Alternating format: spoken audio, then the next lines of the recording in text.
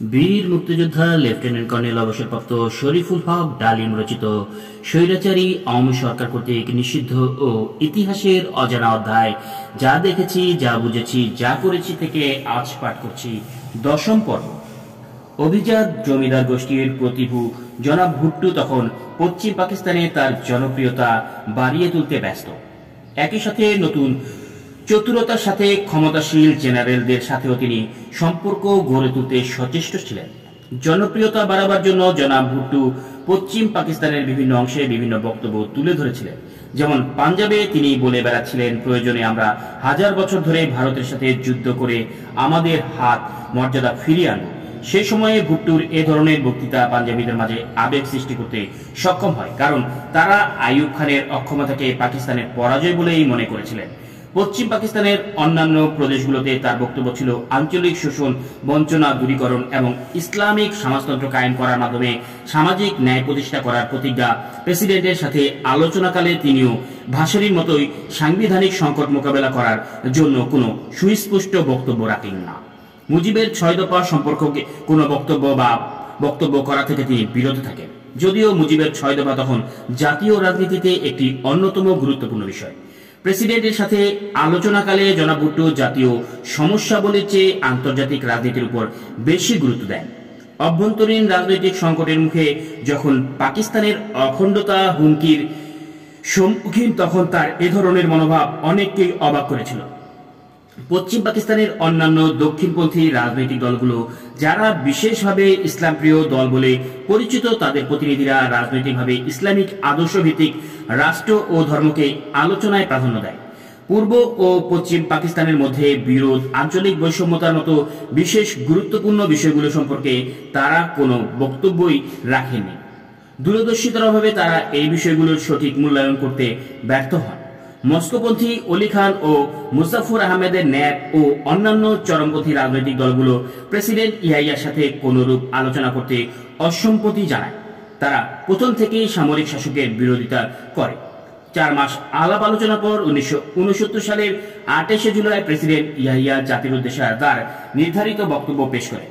তিনি বলেন, আলোচনাকালে বিভিন্ন রাজনৈতিক দলের নেতৃবৃন্দ মূল সমস্যাগুলোর উপর ভিন্ন ভিন্ন মত প্রকাশ করে। 1956 সালের শাসনতন্ত্রকে পুনর্বহাল করার প্রশ্নে শেখ মুজিব বিরোধিতা করেছিলেন, অথচ অনেক রাজনীতিবিদ মত প্রকাশ করেছেন যে আশু নির্বাচনের জন্য 1956 সালের শাসনতন্ত্র পুনর্বহাল করা অপরিহার্য। প্রতিনিধিত্ব সম্পর্কেও বিরোধ রয়েছে। কেউ বলেছে সমাজভিত্তিক নির্বাচন হতে হবে, যেমনটি ছিল 1955 সালে। রাজনৈতিক নেতৃবৃন্দের সাথে আলোচনা ও সমঝোতার ভিত্তিতে শেখ মুজিব পরিষ্কারভাবে বলেছে নির্বাচন হতে হবে গণভোটের মাধ্যমে। পশ্চিম পাকিস্তানের বেশ কিছু রাজনৈতিক নেতৃবৃন্দ মত প্রকাশ করেছেন যে কেন্দ্রীয় শাসন কাঠামো হতে হবে 2 হাউস ভিত্তিক।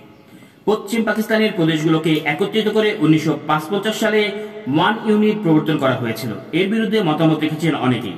তারা চান 1 ইউনিট লুপ্ত করে আগের মতো 4টি প্রদেশে সৃষ্টি করে আঞ্চলিক স্বায়ত্ত শাসন কায়েম করতে। সবচেয়ে জটিল সমস্যা হলো, মুজিব যদি তার 6 দফার প্রশ্নে আপোষ না করেন, তবে কেন্দ্রীয় সরকার আদৌ কার্যকরী হবে কি? কেন্দ্র এবং প্রাদেশিক সরকারের মধ্যে সম্পর্কই বা কি হবে? এসব কিছুর পরিপ্রেক্ষিতে প্রেসিডেন্ট ইয়াহিয়া খান বলেন, অতএব আপনারা দেখতে পাচ্ছেন মূল সমস্যাগুলোর উপর বিভিন্ন মতবাদ রয়েছে। আমি আগেও অনেকবার বলেছি, এখনো বলছি, এই সমস্ত ব্যাপারে আমার চিন্তা ভাবনা উদার এবং পরিষ্কার। সিদ্ধান্ত নিতে হবে জনগণকে। একটি ব্যাপারে আমি জোর দিয়ে বলতে চাই, জনগণ যে কোনো ধরনের শাসনতন্ত্র এবং যে কোনো ধরনের সরকার প্রবর্তন করার সিদ্ধান্ত নেয় না। কেন? সেখানে পাকিস্তানের আদর্শ ও অখণ্ডতাকে অবশ্যই বজিয়ে রাখতে হবে।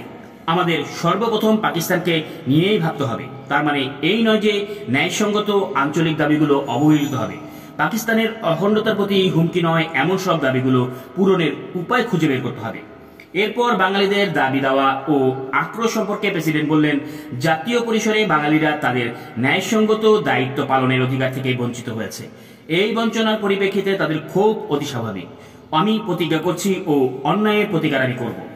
পাকিস্তানের ইতিহাসে কোনো রাষ্ট্রপ্রধান এর আগে এত খোলাখুলিভাবে পূর্ব পাকিস্তানের সমস্যাকে এত সঠিক দৃষ্টি দিয়ে দেখেনি। পূর্ব পাকিস্তানের বাঙালিদের রাষ্ট্র পরিসরে নীতি নির্ধারণে কোনো প্রকার অংশীদারিত্ব না দেওয়ার ফলে বাঙালিদের মনে ক্রমান্বয়ে যে আক্রোশের দানা বেঁধে ওঠে, তা থেকেই সৃষ্টি হয় অবিশ্বাস, বিক্ষোভ ও প্রচণ্ড গণ আন্দোলন। আন্দোলনের তীব্রতায় বিপন্ন হয়ে পড়ে পাকিস্তানের আঞ্চলিক অখণ্ডতা। পাকিস্তানের কনস্টিটিউশন কমিশনের প্রধান জাস্টিস শাহাবুদ্দিন বাঙালিদের মনোভাব সম্পর্কে তার রিপোর্টে বলেন, বাঙালিদের প্রতি উপনিবেশিক ব্যবহার করা হয়। পাকিস্তানের ইতিহাসে প্রথমবারের মতো কোনো সরকারি ডকুমেন্ট পূর্ব পাকিস্তান রাজনৈতিক ঘটনা প্রবাহের বর্ণনা করতে গিয়ে উপনিবেশিক শব্দটা ব্যবহার করেন জাস্টিস শাহাবুদ্দিন। পূর্ব পাকিস্তানে বাঙালিদের মনোভাব, আশা আকাঙ্ক্ষার সঠিক মূল্যায়ন করার মাধ্যমে একমাত্র সম্ভব ছিল পাকিস্তানের অখণ্ডতা টিকিয়ে রাখা। পূর্ব পাকিস্তানের সাধারণ মানুষ পাকিস্তান ভেঙে যাক সেটা চায়নি, তারা চেয়েছিল তাদের ন্যায়সঙ্গত অধিকার কায়েম করতে।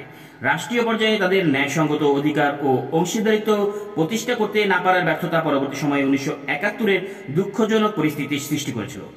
প্রেসিডেন্ট ইয়াহিয়া মত প্রকাশ করেন, জাতীয় পরিসরে সমঝোতার ভিত্তিতে জনগণ এবং রাজনৈতিক নেতৃবৃন্দ নিশ্চয়ই শাসনতান্ত্রিক এই সংকট থেকে উত্তরণের উপায় খুঁজে পাবে। যদি এই দায়িত্ব পালনে তারা ব্যর্থ হন, তখন বাধ্য হয়ে তাকেই জাতীয় সমস্যা সমাধান খুঁজে বের করার দায়িত্ব নিতে হবে। আগস্টের শেষ অবধি প্রেসিডেন্ট পরিষ্কারভাবে বুঝতে পারেন, রাজনৈতিক নেতৃবৃন্দের পক্ষে মূল সমস্যাগুলির কোনো সমাধান সম্মিলিত প্রচেষ্টায় বের করা সম্ভব নয়। তাই তিনি অতি সংগোপনে উদ্যোগ নেন ক্ষমতা হস্তান্তরের পরিকল্পনা প্রণয়নের। President Yahya Khan, general Hamid, general Pirzada, পূর্ব ও পশ্চিম পাকিস্তানের দুই মার্শাল অ্যাডমিনিস্ট্রেটর এবং গভর্নরদ্বয় অতি ঘন ঘন বৈঠকে মিলিত হতে লাগলেন।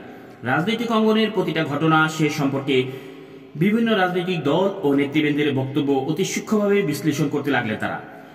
সামরিক এবং বেসামরিক গোয়েন্দা বিভাগসমূহের রিপোর্ট এবং তাদের মতামত আলোচনা গুরুত্ব বিষয়বস্তু হয়ে ওঠে। তাদের এই গোপন বৈঠকগুলোতে বেসামরিক মন্ত্রীদের কোনো অবস্থান ছিল না।